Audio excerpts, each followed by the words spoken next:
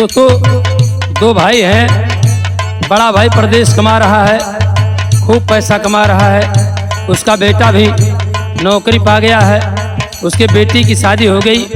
और छोटा भाई किसान है जो घर पे खेती का काम करता है। एक बार बड़ा भाई आया और कहा कि छोटे भाई से कहा कि भैया आप मेरा भी हिस्सा खेत जोतते हैं, मेरा भी मकान लिए हैं और आप कुछ देते नहीं है, तो अब ऐसा नहीं चलेगा, मेरा अलग कर दीजिए। छोटा भाई बड़े भाई को सारी जायदाद जमीन जगह सब में हिस्सा दे दिया और अलग होकर के जब बड़ा भाई परदेश को जाने लगा, वो छोटा भाई किसान अपने बड़े भैया बुला करके एगो बात कहलस। का कहलस भैया? खेतवा दुआर घरवा लिहलय लगाई, कहिला ना विचार कहवा रही है बाबू माई, कहिला ना विचार कहवा।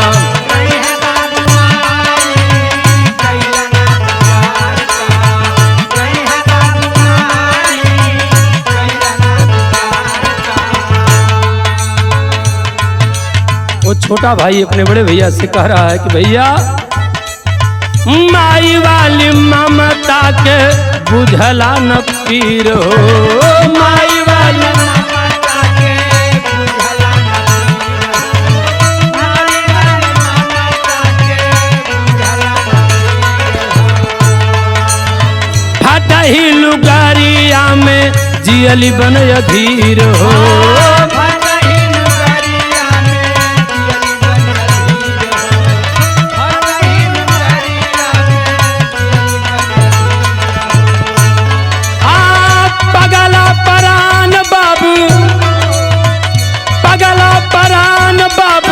दर्दना दिखाई, कहिला ना विचार कहवा रही है बाबू माई, कहिला ना विचार कहवा रही है बाबू माई, कहिला ना विचार रही है बाबू माई, कहिला ना विचार।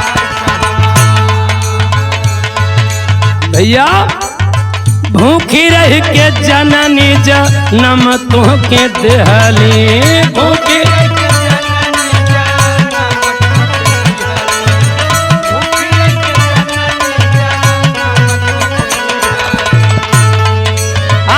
भुइया सुतली लाल खाट पर सुतवली, भुइया सुतली लाल खाट पर सुतवली।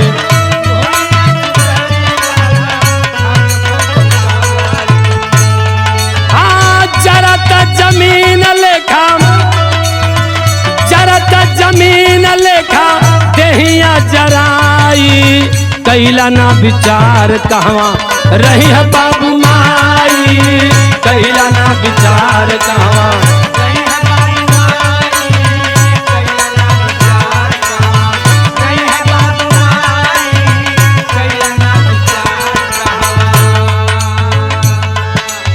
उस दिन की याद कीजिए भैया, कौन कौन दिन नहीं खाए के ठिकाना,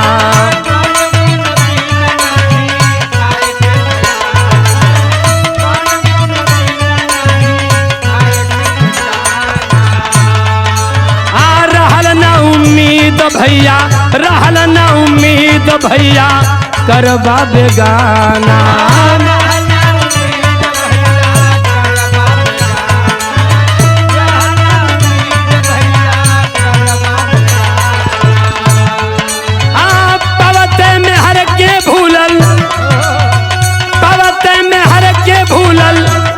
तब कमाई, कहिला ना विचार कहवा रही है बाबू माई, कहिला ना विचार कहवा रही है बाबू माई, कहिला ना विचार रही है बाबू माई, कहिला ना विचार कहवा।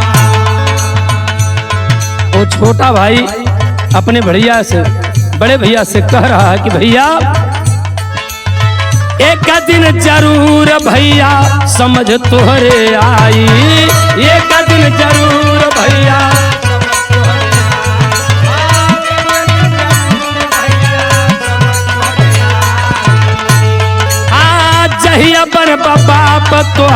मेहर बनी है माई जहिया बन बाप तोहर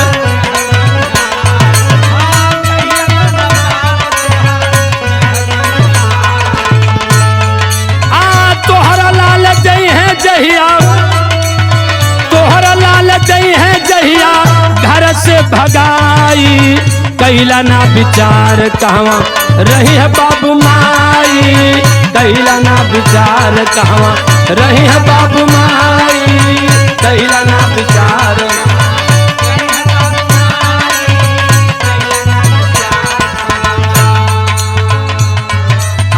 गुरु गणेश राम लाल बच्चन माई कीर्ति गुरु गणेश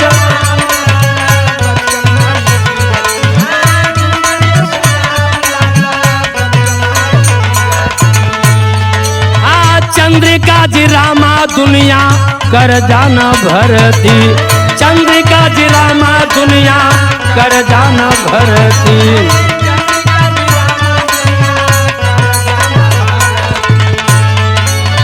राम भव्य के करा राम भव्य के करा माई बाबू सेवकाई कैला ना विचार कहवा रही है बाबू माई कैला ना